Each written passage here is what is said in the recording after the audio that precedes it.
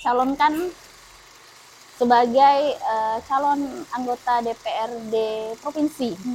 Meski tadi pendidikannya hanya sampai di SMA, tetapi memiliki banyak sekali organisasi itu gimana, Mbak? Harus berusaha terlihat mudah untuk memancingnya. Itu tips. Saya juga kemarin berkeinginan bagaimana perempuan-perempuan walaupun hanya di rumah itu bisa menghasilkan.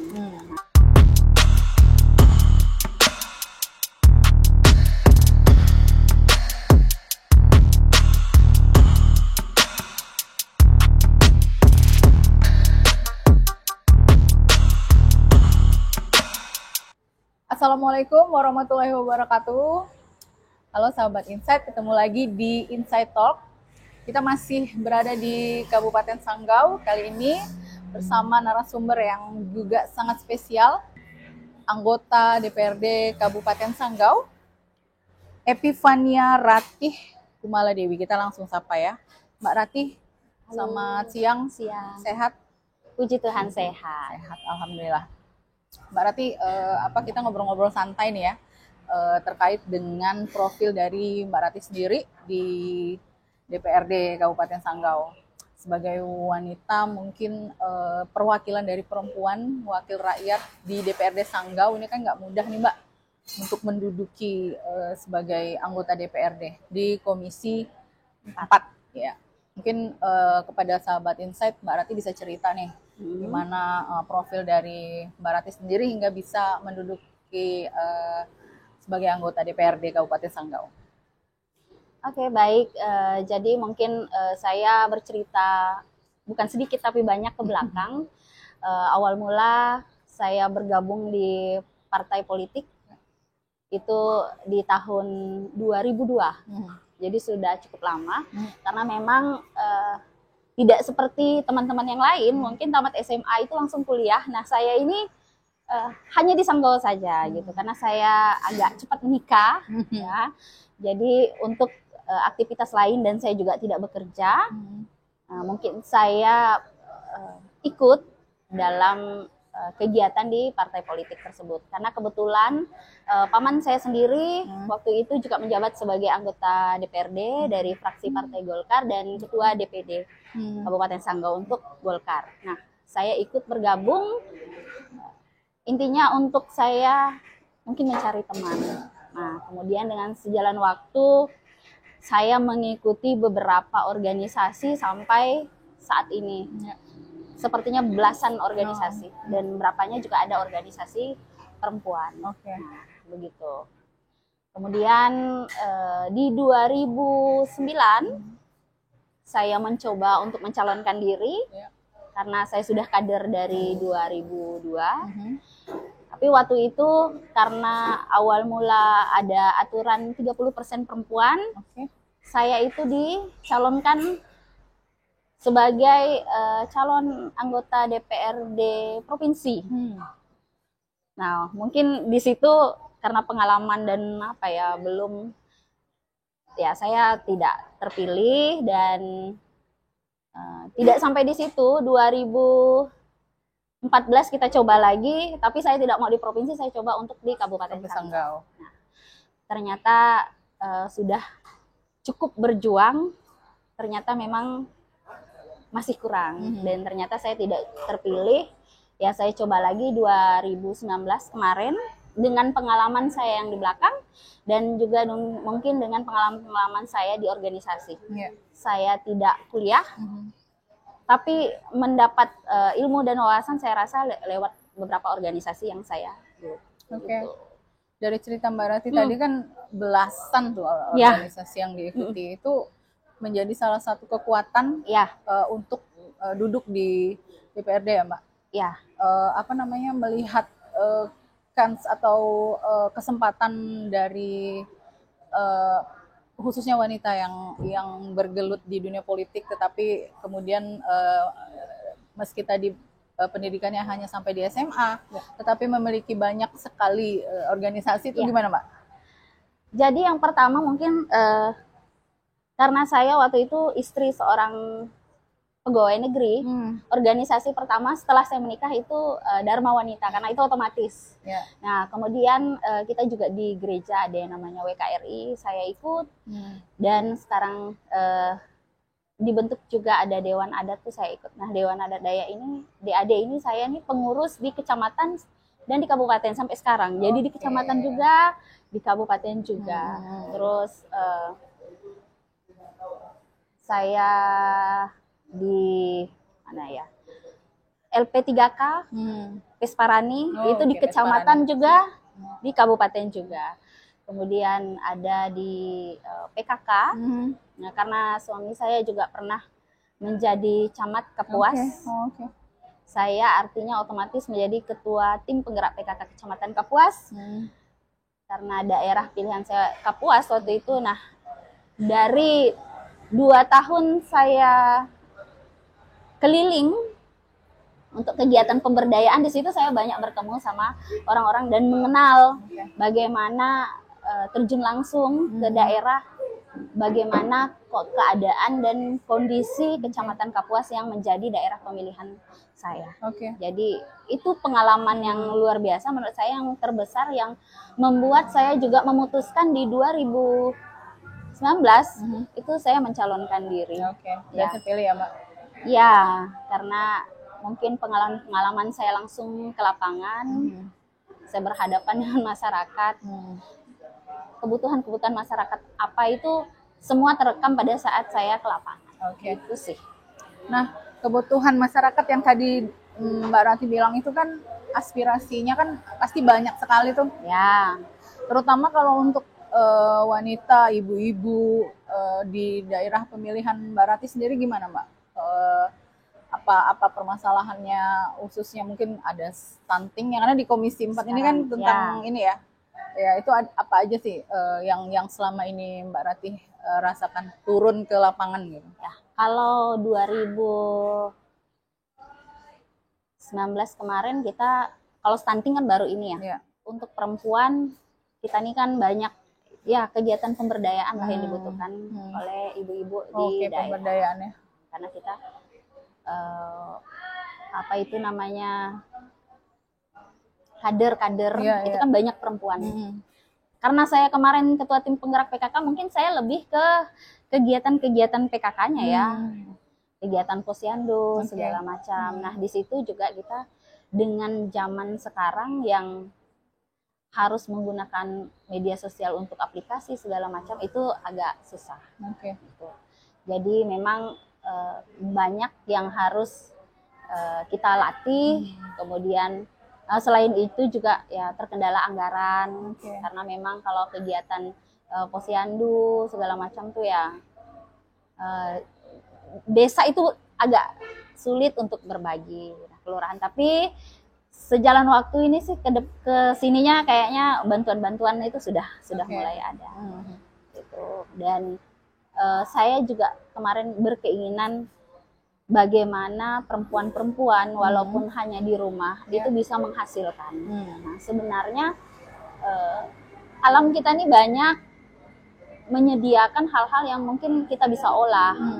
Tapi permasalahannya kita ini kurang yang namanya apa ya, pengetahuan ya, sumber daya manusianya kan ya. Jadi makanya ini kalau niat yang saya ini yang kedepannya, kalau saya terpilih kembali, memang saya untuk kegiatan saya itu lebih banyak di kegiatan pemberdayaan, pelatihan-pelatihan, gitu kan, dari untuk perempuannya dan untuk anak-anak mudanya. Itu keinginan terbesar saya untuk yang ke depan ini. Di periode 2019 hingga 2024 ini gimana, Mbak? Saya kemarin mungkin lebih banyak ke infrastruktur, karena kan memang pertama kemarin saya fokus juga dengan, karena di daerah kita itu kan bagaimana bisa banyak petani gitu, bagaimana mereka bisa lancar ke sawah mereka, itu kan berkilo-kilo. Nah, itu kita lebih fokus ke situ. Kemudian berapa juga daerah yang saya tanya sekolahnya itu kenapa kadang gurunya nggak ada, yang rumah gurunya udah nggak bagus segala macam. Nah, kita coba untuk membantu merehab sekolah dan rumah-rumah sekolah. Jadi lebih ke banyak ke ya infrastruktur itu. Ya, Mbak Rati kan sebagai perempuan wakil rakyat di DPRD Sanggau ini ya, terutama untuk ke beberapa kabupaten di Sanggau ini kan, beberapa kecamatan dan ini kan ada pedalaman dan sebagainya ya Mbak. Kawasan-kawasan yang mungkin seperti sinyal, seperti listrik gitu. Kalau Mbak Rati melihat perempuannya sendiri itu gimana? Artinya menanggulangi masa yang sekarang ini udah zamannya udah modern dan sebagainya itu menjadi PR mungkin untuk anggota dewan dan seluruh pihak. Tapi Mbak Rati melihat perempuan-perempuan di Sanggau ini seperti apa Mbak? Masih ada kesempatan nggak mereka untuk seperti Mbak Rati sekarang ini gitu? Untuk mengajak mereka seperti saya gitu ya. Intinya saya kemana-mana pasti saya menyampaikan bahwa yang pertama karena pengalaman saya tadi di organisasi, pastinya saya mengajak semua perempuan dan anak-anak muda kita itu jangan tidak mau ikut berorganisasi. Biasa kalau ibu-ibu ayo ikut organisasi ini, saya nggak ada waktu, saya di rumah ngurusin anak aja udah ngabisin waktu segala macam. Tetapi sebenarnya di organisasi lah kita mendapat banyak pengetahuan, banyak teman. Nah, dari teman ini yang baik lah ya kita ambil. Kalau sayanya dari teman-teman inilah kita tahu bahwa dia mungkin punya bisnis ini, bagaimana dia bisa mengembangkan bisnis. Nah, kita belajar dari kawan-kawan itu, bagaimana dia bisa memecahkan suatu masalah. Nah, kita belajar dari teman-teman itu. Jadi tidak rugi kita mengikuti yang namanya organisasi, asal pandai bagi waktu saja. Nah, begitu. Dan saya juga berharap perempuan dan anak-anak muda ini makin sekarang tuh makin bisa berusaha punya usaha sendiri, bisa berinovasi dengan ya hasil hutan tanah kita yang ada di sini begitu. Mbak, ada kesulitan nggak untuk mengajak mereka tuh kayak yang kan beberapa bahkan udah jadi ketua artinya di dalam organisasi itu mengajak perempuan-perempuan itu ada pengalaman sulit nggak sih? Yang tadi Mbak sebutkan kan yang anak lah, sudah berkeluarga lah gitu, itu gimana? Tapi saya rasa sih sekarang sudah mulai terbuka dengan adanya mungkin media ya. Sekarang kan sudah terlihat bahwa sebenarnya perempuan ini ya bisa aja mau berusaha seperti apa bisa aja, tidak kalah lawan laki-laki gitu. Jadi sekarang sudah mulai dan di daerah-daerah juga sekarang mereka juga sudah mulai aktif dan sudah mau. Jadi ya mungkin dengan media sosial mereka melihat perkembangan-perkembangan yang ada diikuti juga gitu. Termasuk saya rasa enggak begitu sulit lah untuk mengajak dan mungkin beberapa event mungkin saya juga dikasih tempat untuk berbicara. Kadang saya juga sekarang jadi narasumber sekarang kita sudah punya politeknik. Pontianak di Sanggau dan banyak juga beberapa rekan-rekan muda yang mengundang saya karena mereka merasa termotivasi melihat saya kok perempuan bisa dan mereka melihat saya tuh muda aja gitu padahal saya udah tua sebenarnya. Itu salah satu ininya ya Mbak, jadi efeknya orang melihat Mbak Rati tuh muda-muda aja ya dan gampang-gampang aja. Saya harus berusaha terlihat muda untuk memancing ya. Itu tips. Karena apa? Kita ini kan mau menuju Indonesia Emas 2045. Nah, artinya kalau sekarang usia kita remaja atau 20-an. Nah, siapa? Kan mereka-mereka itu gitu. Jadi gimana kita bisa melihatkan diri kita walaupun menjadi anggota DPRD menurut saya sudah menjadi dan di dalam itu tidak mudah karena banyak hal di dalam yang buat ini kusut ya, bukan rambut saja yang kusut, pikiran kusut, ada banyak hal yang kita perjuangkan di dalam segala macam. Mungkin orang lihat biasa-biasa aja, tapi itu bisa juga membuat kita tua. Saya rasa ya dengan pikiran. Nah, bagaimana saya membuat diri saya se-fresh mungkin di depan anak-anak muda kita bahwa saya selalu yang bersemangat agar mereka bisa melihat ternyata menjadi anggota DPRD enggak ya meski bebannya juga sama ya Mbak, tapi buktinya Mbak Rati ini bisa ngebuktiin nih sama masyarakat di Sanggau bahwa beban yang ada dalam pekerjaan itu juga bisa dijalani dengan baik sehingga tidak terlihat tua gitu ya Mbak. Jadi enggak enak saya. Ya karena kan apa ya, anggota dewan tuh kan kalau masyarakat mungkin bisa menilai kan itu pekerjaannya tidak mudah ya Mbak. Tapi ketika orang melihat Mbak Rati bisa ya bukan bisa jadi memang menjadi motivasi sehingga masih bisa kemana-mana, masih bisa ke lapangan, tapi masih tetap segar dan ya kan? Ya begitulah. Dari macam yang tadi Mbak Rati sampaikan tuh apa sih tugas dan sebagainya turun ke lapangan tuh dari 9 anggota DPRD salah satunya yang di Sanggau perempuan itu turun ke lapangan gimana Mbak? Biar bisa sama dengan anggota-anggota dewan yang lainnya tuh gimana? Kasih tips dong untuk sahabat Insight nih.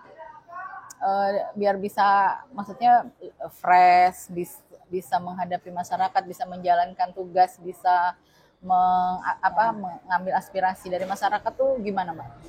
Ya, kalau kita pastinya kalau bertemu dengan masyarakat jangan mentang-mentang bawa nama kita ini siapa gitu. Tapi gimana kita bisa duduk bareng mereka, ketawa, ngobrol, terus tidak gengsi untuk menegur masyarakat kita, mendengar, jadi pendengar yang baik bagi masyarakat kita. Ya, pastinya kalau saya mungkin karena kan nih orang beda-beda ya. Kalau saya nih memang karena orangnya setiap misalnya kegiatan, saya ini kan kadang panitia kegiatan, hampir kegiatan-kegiatan besar di Kabupaten Sanggau ini pasti terlibat dalam kepanitiaan. Nah, saya tuh jarang yang ada acara, saya datang duduk manis saja. Tapi terlibat, artinya saya di situ kan terlibat dengan orang banyak. Nah, bagaimana kita membawa diri kita tuh ya bawa dengan ya gaya kita yang ya memang sama-sama kita di situ panitia dan masyarakat lah gitu. Jadi nggak ada gengsi-gengsian, membaur seperti itu, enggak. Mbak Rati ini menjadi salah satu perwakilan rakyat yang emang aktif ya, nggak hanya aktif di kegiatan di organisasi tapi semuanya ikut terlibat gitu tuh memang senang, hobi atau gimana Mbak? Dilibatkan aja tapi kan jarang ya, maksudnya orang kalau anggota dewan kan datang aja setiap acara ya kan, tidak ingin terlibat. Tapi kan Mbak Rati kalau saya rasa beberapa orang yang udah biasa kerja sama dengan saya, mereka udah nggak ada ini ya sama saya tuh, udah tahu lah segan gitu ya karena udah tahu gitu. Jadi santai aja. Kalau misalnya kegiatan di Pemda dari mulai yang bagian perlengkapan, yang angkut kursi, yang angkut meja segala macam tuh udah kayak temen aja semuanya. Jadi mereka udah tahu saya gitu. Jadi ya, santai lah, nggak dibawa apa. Biar itu yang membuat kita bisa juga dekat dengan orang-orang, saya rasa sih. Mbak, tadi Mbak Rati nyebutin kan belasan organisasi tuh ya. Ya. Salah satunya kan ketua komite olahraga rekreasi Kormi. Ya. Itu kan apa Mbak yang dilakukan meski baru ya gitu. Ya. Mungkin ada yang akan dilakukan atau yang sudah gimana Mbak terkait itu? Kalau Kormi memang ini yang pertama kali di Kabupaten Sanggau dibentuk. Jadi memang saya mengapresiasi pemerintah daerah Kabupaten Sanggau nih membentuk ini dan kebetulan memang terpilih saya sebagai ketua. Kita baru juga dan bergerak belum ada bantuan sama sekali. Tapi gimana pun program harus tetap berjalan. Untuk ke depan mungkin 2024 kita akan mengakomodir kelompok-kelompok olahraga Inorda yang ada di Kabupaten Sanggau yang belum ada kepengurusan. Mungkin itu. Karena memang banyak cabangnya. Dan ini kan olahraga tradisional ya, beda dengan KONI atau MPC. Kita kan ada 3. KONI itu prestasi untuk olahraga prestasi, dan kemudian KORMI dan MPCI ini baru. MPCI ini untuk teman-teman kita yang disabilitas juga baru Oke, juga. iya. Tapi kalau khusus untuk Kormi, kita baru mulai mau sudah ada beberapa yang belum terbentuk, kita usahakan dibentuk agar untuk pembinaan kita gampang nanti ke depannya, dan masyarakat Sanggau lebih banyak yang suka berolahraga tentunya, dan ajang sampai ke nasional pun bisa kita ikut. Nah, kemarin kita mencoba 2 ikut di Fornas Bandung, itu sumpit dan panahan. Nah, puji Tuhan sumpit kita dapat emas. Oke. Ya, dan perempuan. Luar Oke. biasa ya perempuan. Itu jadi salah satu yang ini di Sanggau ya, Mbak? Iya. Sumpit itu ya? Ya, sumpit. Oke. Jadi itu juga bagaimana kita dorong teman-teman itu untuk ikut di sana, itu juga untuk memotivasi teman-teman dan mungkin anak-anak kita itu lebih mau berolahraga, karena sekarang untuk anak-anak kita ya pengaruh gadget itu kan luar biasa. Ya. Jadi kalau olahraga Kormi ini kan olahraga yang kita lakukan itu yang sebenarnya untuk mengisi waktu. Nah, sekarang waktu itu banyak diisi mungkin main ini ya, gadget ya anak-anak ya. Tapi kalau mereka punya apa kelompok-kelompok olahraga ini ya mungkin bisa kita arah-arahkan ya, gitu. Banyak sampai layang-layang pun masuk kita, Mbak. Itu banyak olahraga tradisional kita yang bisa kita kembangkan di sini. Nah, itu harapan saya semua bisa terakomodir nanti kan. Oke. Mbak, dari 2019 sampai sekarang nih apa program yang paling dituju tuh apa, Mbak? Pas sudah dilakukan atau masih akan menyambung di 2024 nanti atau gimana? Program-program pastinya masih banyak sebenarnya PR-PR saya yang harus saya lakukan, makanya kemarin saya mengambil keputusan untuk mencalonkan diri lagi, karena memang yang dibutuhkan masyarakat kita luar biasa banyak sih. Jadi tapi itu pun saya tetap izin suami dulu. Dia bilang oke, ya saya lanjut, dan tanggal 3, tanggal 4 besok. Nah, kalau memang ada peluang harus lagi gitu.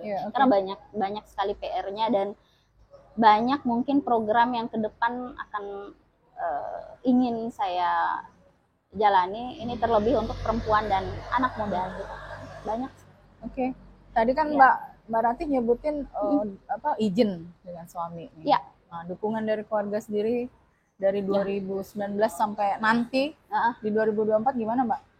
Kalau saya rasa keluarga ini luar biasa mendorong saya. Mereka support. Cuman memang 2019 kemarin mereka hanya bisa menyupport saya dari belakang, jujur saya bilang, karena bapak, ibu, suami, adik-adik saya itu pegawai negeri. Jadi hanya saya sendiri, rasanya tuh ya berusaha sendiri, walaupun mereka hanya bisa support dari belakang, nggak bisa terang-terangan dan itu.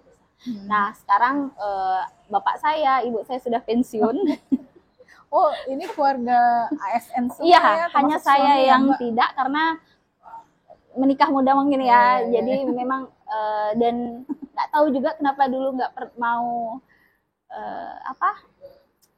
daftar ASN juga.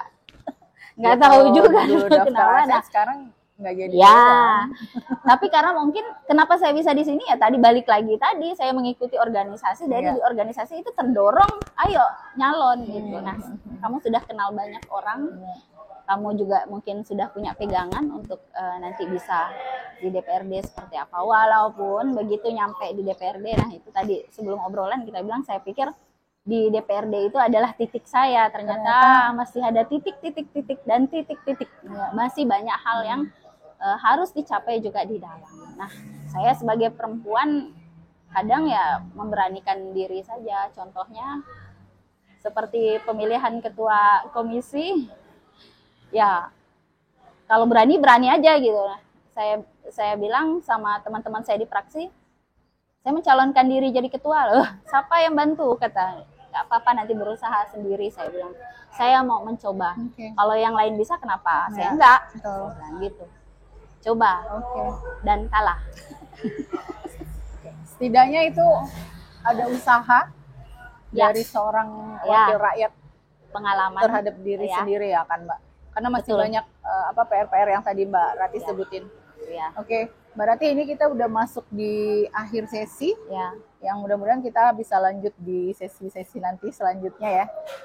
Dari perjalanan Mbak Rati, organisasi, kemudian dewan, ada yang ingin disampaikan nggak terhadap, ya mungkin terhadap keluarga atau terhadap perempuan-perempuan yang selama ini Mbak Rati temui di lapangan? Mungkin bisa disampaikan, mungkin ada harapan atau keinginan dari Mbak Rati sendiri sebagai anggota DPRD. Baik, kalau saya untuk kita kaum perempuan dan anak-anak muda kita, jangan takut apalagi masuk partai politik ya, karena kita ini namanya berjuang ini sama aja. Jadi usaha kita balik lagi dari diri kita sendiri. Kalau kita memang berani ya silahkan. Oke. Jangan merasa tabu di dunia politik. Mari bergabung menjadi mungkin dengan di dunia politik kita bisa menjadi orang yang mungkin bisa menjadi contoh bagi banyak orang. Jadi harus kuat menjadi perempuan, harus berani dan punya target pencapaian agar kita bisa menjadi yang terbaik bagi diri kita dan bagi banyak orang. Oke. Ya, Mbak Rati, mungkin ini pertanyaan terakhir ya. Di 2024 nanti, kenapa harus memilih Rati untuk DPRD selanjutnya? Karena Ratih yang sekarang sudah berbuat untuk masyarakat, dan Ratih yang sekarang juga sudah merasa lebih mampu untuk bagaimana memikirkan ke depan, dan Ratih yang sekarang pastinya bisa menjadi menjadi orang yang mungkin bisa membuat banyak orang terinspirasi atau termotivasi. Siap. Gitu. Oke. Mbak Rati, terima kasih. Saya tutup dulu. Sahabat Insight, demikian kita sudah berbincang banyak dengan Mbak Rati, salah satu motivator untuk masyarakat Sanggau ya Mbak. Terutama terhadap perempuan-perempuan generasi muda untuk bisa menduduki seperti yang Mbak Rati duduki saat ini gitu. Semoga bermanfaat. Terima kasih, ketemu lagi di Insight Talk selanjutnya. Assalamualaikum warahmatullahi wabarakatuh. Makasih Mbak Rati.